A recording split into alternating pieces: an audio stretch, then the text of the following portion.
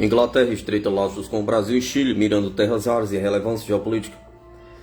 Analistas apontam que o Brexit e a ascensão de Donald Trump à Casa Branca deixaram a Inglaterra isolada e que o governo britânico agora busca novas parcerias visando garantir a própria sobrevivência no cenário geopolítico e a exploração de minerais estratégicos. A Inglaterra está ampliando a presença da América do Sul, estreitando laços com o Brasil e Chile, unindo comércio e defesa. A aposta inclui cooperação naval, segurança cibernética e inteligência marítima. Especialistas apontam que essa aliança pode conectar o Atlântico Sul ao Indo-Pacífico e servir como pilar da estratégia inglesa pós-Brexit. Marcos Figueiredo, professor de Relações Internacionais do IBMEC, afirma que a aproximação da Inglaterra com o Brasil e Chile é uma estratégia inglesa que visa redefinir a política externa da Inglaterra no mundo após sua saída da União Europeia. Ele explica que a Inglaterra está tentando se situar como ator relevante e integrado do ponto de vista econômico e político. Outro aspecto muito importante é uma cisão dentro do bloco ocidental, claro, em relação aos países da OTAN, e consequentemente a necessidade dos países europeus buscarem sua autossuficiência independentemente de Washington, o que vai fazer com que a Inglaterra busque com certeza diversificar parcerias mundo afora, colocando os seus tentáculos em diferentes regiões do mundo. Nesse contexto, Figueiredo afirma que a América do Sul é muito relevante do ponto de vista econômico e cita as reservas de petróleo que existem na região. Além disso, a questão da rica biodiversidade e o fato de o Chile ter toda uma costa voltada para o Oceano Pacífico, enquanto o Brasil tem toda uma costa voltada para o Atlântico. Essa tríade entre Inglaterra, Brasil e Chile mostra também a exclusão de um antigo rival da Inglaterra, que é a Argentina, por causa da questão das Malvinas, explica.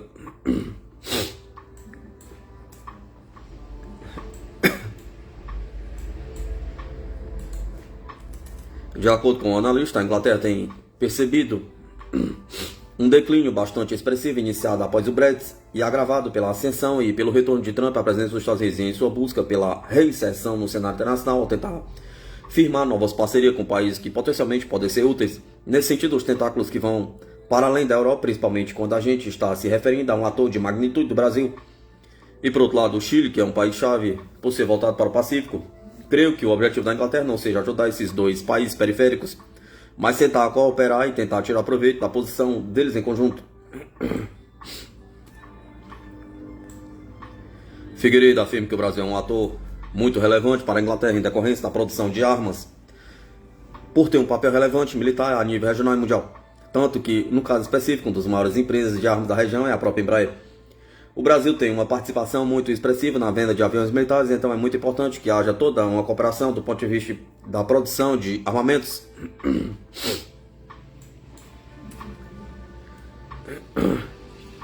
E também no caso da construção de uma defesa que se projete no Oceano Pacífico em relação a uma China que está em ascensão e questionando o sistema internacional, relata. Entretanto, ele afirma ainda que não é do interesse inglês fazer um contrapeso direto em relação à China na região, pois essa função cabe mais aos Estados Unidos. Segundo o especialista, trata-se mais de uma questão de sobrevivência por parte da Inglaterra, com uma postura muito mais defensiva do que ofensiva. O que acontece com a Inglaterra é que, como uma potência significativa que tem assento permanente no Conselho de Segurança com direito a veto, que tem armas nucleares, uma potência muito relevante, mas não é uma superpotência como a China ou os Estados Unidos, o que ela está fazendo é redefinir sua posição para garantir a sua segurança, a sua sobrevivência, independentemente de Washington. Para Adriano Cerqueiro, professor de Relações Internacionais do IBMEC Belo Horizonte, Brasil e Chile foram escolhidos pela Inglaterra por uma questão histórica e pela possibilidade de construir parcerias, até no fornecimento de embarcações. A questão dessa transição do Atlântico para o Pacífico pelo Sul. O Estreito de Magalhães é uma rota muito usada para fazer esse fluxo de navios e embarcações, e é o estreito do qual o Chile tem a soberania e é pertinho das Ilhas Malvinas, né? Pergunta. Ele afirma que há interesse inglês em explorar as reservas estratégicas de minerais como lítio no Chile e o nióbio no Brasil.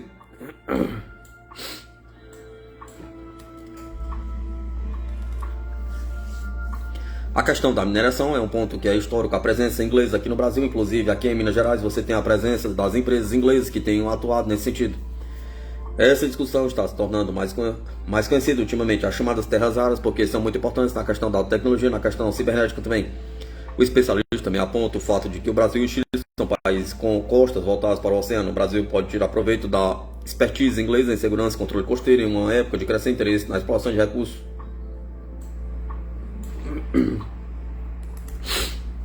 Tanto o Brasil quanto o Chile têm interesse em ter o maior controle, além das suas costas. Você tem todo um potencial de exploração de recursos naturais e minerais também. Então você tem toda uma preocupação de exploração desses recursos. E aí a Inglaterra, com a expertise que ela tem na exploração marítima, com equipamentos, o avanço tecnológico, treinamento pessoal, pode ser um grande parceiro para o Brasil.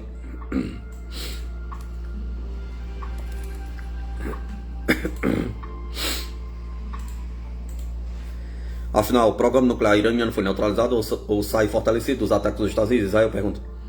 Após o ataque norte-americano contra as usinas de Fordo e Isfahan, antes, o verdadeiro impacto dos bombardeios fica à mercê das narrativas criadas, enquanto se especula o futuro do programa nuclear iraniano.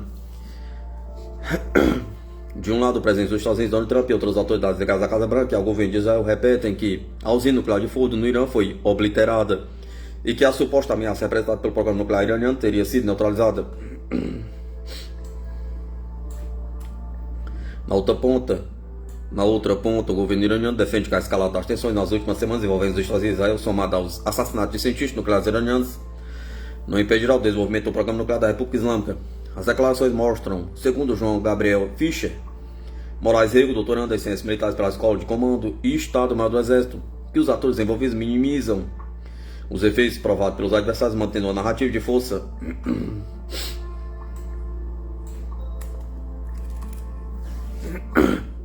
Esse cenário indica, inclusive, que apesar do cessar-fogo iminente, hostilidades são observadas na narrativa de ambos os lados. Tanto Israel quanto o Irã se declaram vencedores desse conflito, observando dessa forma que a rivalidade ainda existe, exemplifica. Já em relação aos reais efeitos do programa nuclear iraniano após os ataques dos Estados Unidos, o analista afirma que é necessário mais tempo para avaliar os impactos.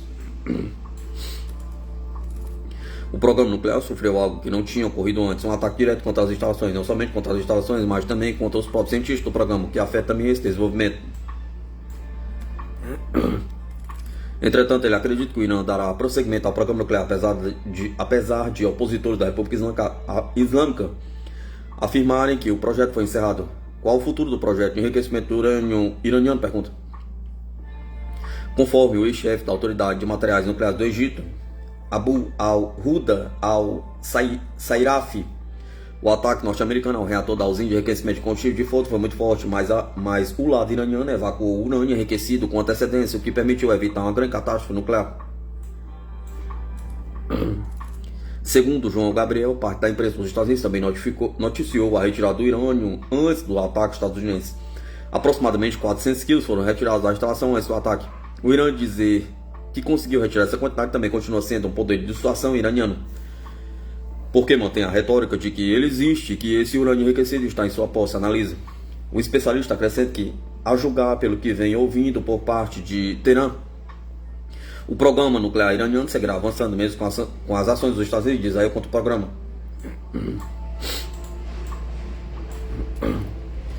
O rompimento com a AIEA poderia acelerar o programa nuclear do Irã? Pergunta. No último sábado, o Irã anunciou que não permitirá a entrada do diretor-geral da Agência Internacional de Energia Atômica, Rafael Grossi, em planos nucleares do país, após descobrir que informações sigilosas das instalações estavam em poder de Israel. Além disso, o vice-presidente do parlamento iraniano, Hamid Reza Haji Babayeh, disse que Teherã não pretende permitir que a agência possua câmeras nas usinas nucleares do país. Em relação ao eventual rompimento com a AIEA, Camila Munareto, doutora em estudos estratégicos internacionais pela Universidade Federal do Rio Grande do Sul e pesquisador do Núcleo de Pesquisa sobre as Relações Internacionais no Mundo Árabe, acredita que é preciso avaliar os dois lados da moeda. O rompimento do Irã com a Agência Internacional de Energia Atômica pode ser visto tanto como uma forma de o país ampliar o seu programa nuclear sem ter que prestar contas a uma organização internacional, mas também isso pode ser visto como elemento para ser usado como barganha futuramente eventuais negociações sobre um acordo nuclear. Aponta. Na conjuntura atual, um acordo é visto como pouco provável, conforme analista, dado o alto nível de desconfiança entre as partes envolvidas. O Ocidente, muito orientado para uma visão islamofóbica mesmo, tem visto o Irã como um país radical com a qual não há possibilidade de estabelecer negociação em pé de igualdade. Então acaba minando a possibilidade de estabelecer confiança entre as duas partes, e isso caracteriza as relações entre o Irã e o Ocidente ao longo da história. Analista explica por que a Europa é incapaz de evitar o colapso da Ucrânia. A Europa não será mais capaz de parar o colapso da Ucrânia simplesmente por causa da falta de um plano sólido. Disse o analista geopolítico inglês Alexander Mercuri no canal do YouTube. O colapso já começou na Ucrânia, aqui A Europa já não pode fazer nada, ela não tem um plano econômico, nem uma estratégia diplomática. Eles parecem parados em um estado de inércia. Curiosamente, a Rússia não tem tais problemas, disse ele. O analista observou que a situação na Ucrânia está se desenvolvendo cada vez mais rápido, com a abordagem sistemática de Moscou e o completo silêncio diplomático e político em Kiev e Bruxelas. Eles, os russos, têm um plano. Sabem o que estão fazendo, as coisas no fronte estão se desenvolvendo a seu favor. E o que o Ocidente está fazendo neste momento? Pergunta, ninguém sabe, concluiu Mercouris. O ex-primeiro-ministro da Ucrânia, Nikolai Azarov, afirmou anteriormente que os resultados na linha de contato de combate não são encorajadores para Kiev. De acordo com ele, há um conjunto de circunstâncias que compelem Zelensky a fazer várias declarações, principalmente no plano histérico, e concordar com ações puramente aventureiras como as recentes atos terroristas, porque são muito mais baratos do que manter a linha de frente.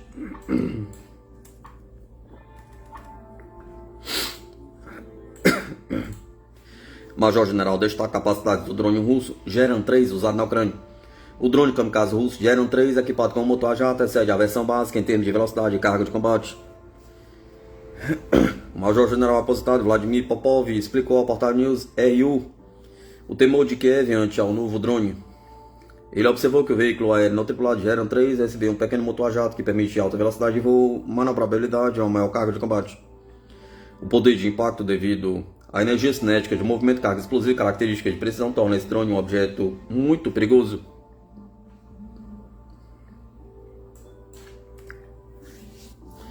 Ele está perto de nossos poderosos mísseis de cruzeiro da aviação de longo alcance, KH-55 ou KH-101, disse Popov. Ele acrescentou que os referidos drones permitem atacar rapidamente alvos das Forças Armadas da Ucrânia e a infraestrutura do complexo militar industrial. Ao mesmo tempo, o drone tem um custo relativamente baixo, ressaltou o general.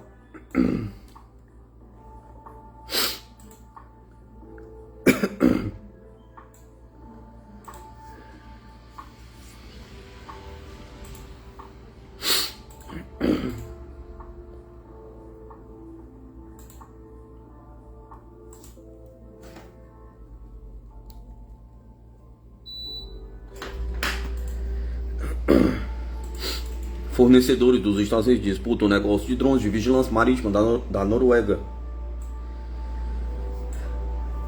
A competição está acirrada para drones marítimos de longo alcance da Noruega, com capacidade para o Ártico, já que dois fabricantes americanos entraram na corrida.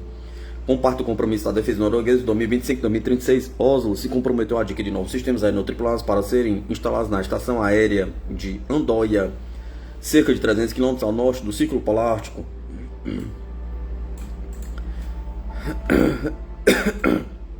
No início deste ano, foi revelado que o Ministério da Defesa norueguês contatou fabricantes sediados nos Estados Unidos, incluindo a Northrop Grumman e a General Atomics, para solicitar informações. Um porta-voz da General Atomics disse em março que a empresa já havia respondido à solicitação apresentando seu MK-9B Sea Guardian, enquanto executivos da Northrop Grumman disseram que estão oferecendo o MK-4C Triton.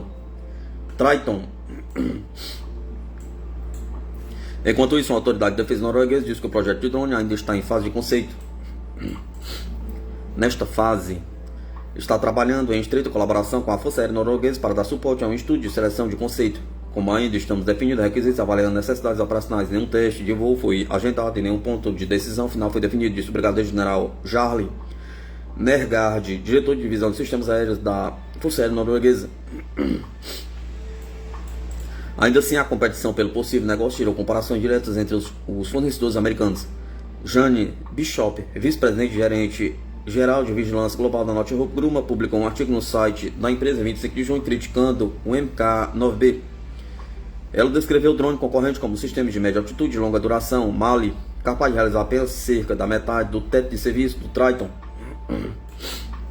O teto de serviço mais baixo também levou ao aumento do risco, já que perdas foram registradas no ano passado com várias aeronaves Mali sendo abatidas, afirma o artigo.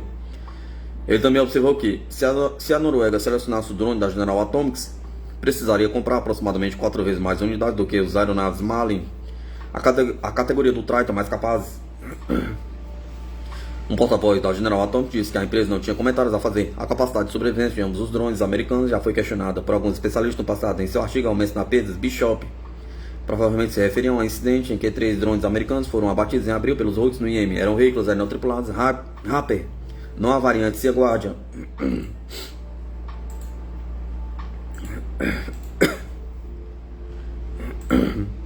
Os sistemas Dot Hope e Grumman também não ficaram imunes à aquisição de capacidades antidrones mais sofisticadas por parte dos adversários. Em 2019, um míssil terra iraniano abateu o drone de vigilância marítima de área ampla da Marinha dos Estados Unidos, antecessor ao MK-4C Triton. Uma capacidade importante para a Noruega será ter o drone escolhido complementando a frota de patrulha marítima P-8A Poseidon do país para ajudá-la a monitorar grandes extensões de águas abertas encontradas em seu território. A Noruega adquiriu 5 P-8AS com as principais unidades entregues em 2022, que substituíram gradualmente a frota envelhecida de aeronaves P-3 Orion e DA-20 Jet Falcon do país nórdico. Tanto o Sea Guardian quanto o Triton podem interagir com o P-8 de acordo com os fabricantes. Anteriormente, os Estados Unidos fizeram uma parceria com a Austrália para desenvolver em conjunto a interoperabilidade do Triton com os P-8S australianos, enquanto o Sea Guardian também conduziu uma parceria entre aeronaves não tripuladas e tripuladas com a aeronave P-8 da Força Aérea Real Inglesa em 2021. Autoridades norueguesas não divulgaram o valor que destinaram à compra de drones marítimos de longo alcance. O governo anunciou recentemente que investiu aproximadamente 620 milhões para apoiar a coalizão marítima liderada pela Inglaterra para desenvolver e produzir embarcações de superfície não tripuladas na Ucrânia usando a tecnologia Kongsberg.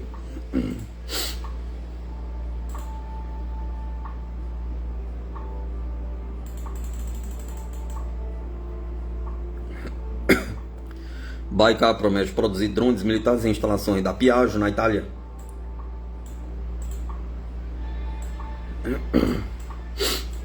A empresa turca de drones Baykar diz que produzirá suas plataformas Ankinsi TB2 na Itália, na Piaggio Aerospace, cujo processo de aquisição começará em dezembro. A fabricante de drones revelou o plano em um comunicado anunciando o fechamento do acordo com a Piaggio, que dá à empresa turca uma posição na Europa depois de fornecer seus drones para países do mundo todo.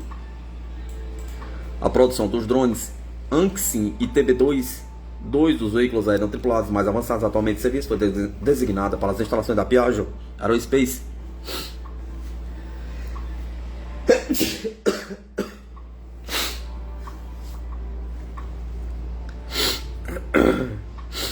Para dar suporte à demanda futura do mercado, diz o comunicado.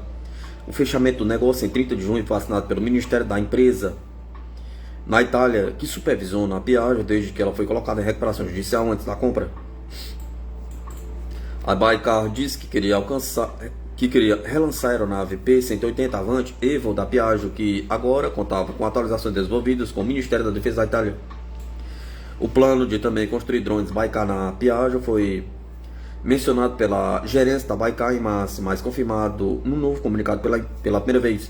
De acordo com os termos do acordo, a Baykar se comprometeu a manter os níveis atuais de emprego nas unidades da Vila Nova e Gênova, com planos de expandir a força de trabalho em linha com o crescimento das atividades de produção de Baykar. Bayraktar, presidente e diretor de tecnologia da Baykar, disse que a compra traria nova vida ao design e à fabricação da aviação italiana. A Piaggio foi adquirida em 2014 pela Mubadala Development Company, uma empresa de investimento e desenvolvimento estratégico sediada em Abu Dhabi, que deveria construir uma versão não tripulada do PC-80 para os Emirados Árabes Unidos. Os Emirados Árabes Unidos, no entanto, queriam que a Itália fosse a primeira cliente do chamado Hammer Herd. Quando as autoridades italianas se opuseram à compra, a Mubadala abandonou a empresa. Isso significa que a Baykar agora tem acesso ao trabalho realizado no Hammer Herd. O ministro italiano das empresas, Adolfo Urso, disse que o acordo garantia um grande futuro para uma empresa que teve um passado glorioso, um ícone no Made in Italia. A compra da Piaggio pela Baykar se junta ao seu acordo de cooperação com drones com a italiana Leonardo, que foi anunciado em março e confirmado no Paris Air Show. A Leonardo está planejando instalar seus radares eletrônicos em drones Baykar como parte do acordo e diz que trabalhará no projeto em suas unidades na Itália, em Roncho, Turim, Roma e Grottaglie, no sul da Itália.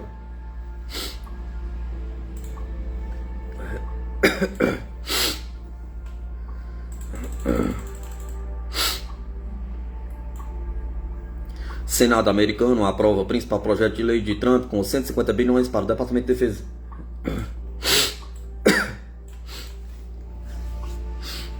O Senado americano aprovou um enorme pacote de gastos partidários na terça-feira, incluindo um aumento único nos gastos de defesa com os quais o Pentágono está contando para seu próximo orçamento fiscal de 2026. Por 51 votos a 50, o vice-presidente J.D. Vance, desempatando, a Câmara aprovou um amplo projeto de lei sobre impostos, saúde e segurança de fronteira que o presidente Donald Trump defendeu como essencial para sua agenda legislativa. O On Big Beautiful Bill Act, de 940 páginas, também inclui 150 bilhões em financiamento para os militares que seriam destinados à construção naval, ao projeto de defesa antimíssil, onde dome, munições e outras prioridades importantes. O projeto de lei retorna à Câmara para consideração final. Trump estabeleceu o prazo de 4 de junho para aprovar o pacote de gastos naquela casa. Embora alguns parlamentares da Câmara já tenham dito que é improvável que aprovem o projeto antes do final de semana.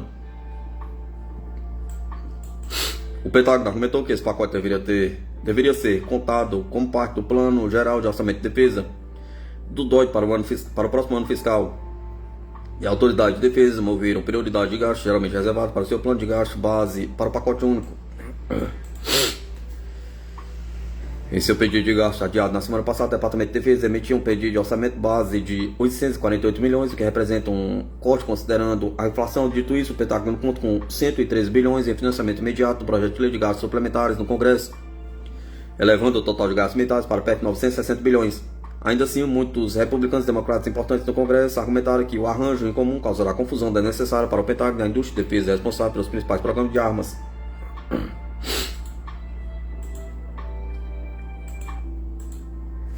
Em um briefing para descrever a solicitação de financiamento aos funcionários de defesa do Exército, rebateram esse argumento, dizendo que o aumento imediato no financiamento pode tranquilizar algumas dessas empresas que estão acostumadas a ter o Congresso iniciando o ano fiscal com planos de gastos temporários conhecidos como resoluções contínuas. Um funcionário que, como outros, falou sob condição de anonimato, disse que o governo provavelmente manterá o financiamento militar próximo a 1 trilhão também para o ano que vem, embora ainda não tenha decidido uma linha de base apropriada. Caso contrário, o Departamento de Defesa enfrentará escolhas extremamente difíceis ao decidir como incluir as prioridades incluídas no pacote de gastos únicos em seu orçamento anual.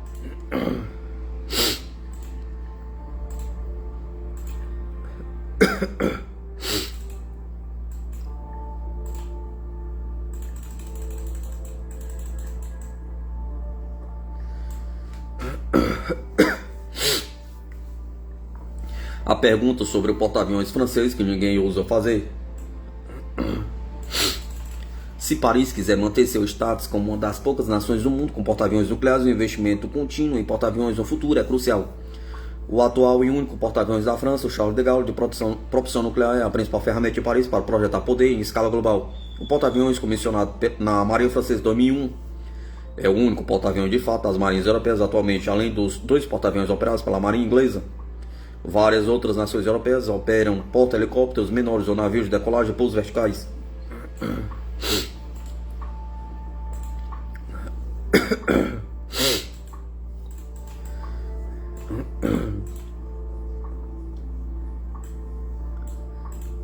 É preciso mais do que um único porta-aviões para manter uma presença contínua no mar. Durante manutenções de rotina ou revisões mais longas, um único porta-aviões não conseguiria zarpar, o que deixaria a Marinha Francesa sem um grupo de ataque de porta-aviões disponível. Mesmo navios movidos à energia nuclear, como os porta-aviões da Marinha dos Estados Unidos, não podem permanecer no mar por tempo indeterminado, pois precisam abastecer periodicamente com alimentos, itens médicos e outros equipamentos. De fato, a reforma de meia-vida do Charles de Gaulle em 2017 e 2018 reduziu significativamente as operações francesas no mar durante os 18 meses de reforma. A França também é um país com compromisso e responsabilidade que abrangem todo o globo, do Atlântico ao Mediterrâneo, com território significativo em toda a região do Indo-Pacífico. Considerando também os departamentos ultramarinos franceses no Oceano Índico, o número de cidadãos franceses que vivem lá e no Pacífico chega a 1,5 milhão de pessoas. Isso também significa que a França possui a segunda maior zona econômica exclusiva do mundo, e proteger esses ativos é de extrema importância. A estratégia francesa de projeção de poder e presença, particularmente no Oceano Pacífico, depende fortemente do poder aéreo no mar ou da capacidade de projetar ataques da aviação naval dentro da cobertura de proteção de uma robusta defesa aérea. Sem um grupo de ataque de porta-aviões no mar, não seria possível conduzir esse tipo de missão expedicionária. Projetar poder em alto mar, no entanto, não sai barato. O futuro porta-aviões francês Pang, sigla para porta-aviões de nova geração, custará entre 8 a 10 bilhões de euros apenas com os custos de construção. Para colocar isso em perspectiva, o orçamento de defesa francês gira em torno de 50 bilhões de euros, considerando as outras necessidades de investimento da Marinha Francesa, que também visa alocar recursos para novos fragatas. Os custos são consideráveis. Os altos custos iniciais de construção da nova aeronave Pang exigirão compensações orçamentárias graves, que podem aumentar em caso de estouro de orçamento ou despesas imprevistas. O custo de operação do porta-aviões também consumiria o orçamento da Marinha, e isso em um momento em que há argumentos para investir em armamento antinavio de longo alcance, drones e outros sistemas convencionais como submarinos, o que constitui um forte argumento a favor de uma defesa rigorosa dos euros. A construção de porta-aviões apoia a base industrial de defesa francesa e, consequentemente, a independência estratégica do país. A propulsão nuclear, o setor aeroespacial e os construtores navais franceses se beneficiam com a construção de porta-aviões. A finalização da construção injetaria recursos para pesquisa e desenvolvimento em um ecossistema nuclear francês vital. A decisão seria, em essência, tanto uma questão de política industrial quanto puramente naval, com implicações e efeitos colaterais significativos. Embora os estaleiros franceses não pudesse competir casco por casco com, digamos, os estaleiros chineses, ser uma potência de porta-aviões no Indo-Pacífico, mas com apenas um porta-aviões seria um jogo desafiador. Semelhante aos Estados Unidos, a ideia de uma presença expandida de porta-aviões franceses tem sido alvo de críticas, considerando um alvo grande e caro demais para ser justificado na era do armamento antinavio e de negação de área de alcance cada vez maior. A quantia de dinheiro que poderia ser gasta em submarinos, drones subaquáticos ou outros ativos constitui um forte argumento. No entanto, dadas as relações da França com outras potências na área de porta-aviões, como os Estados Unidos e a Inglaterra, a Marinha Francesa provavelmente poderia contar com o apoio dessas marinhas, bem como de outros amigos e aliados.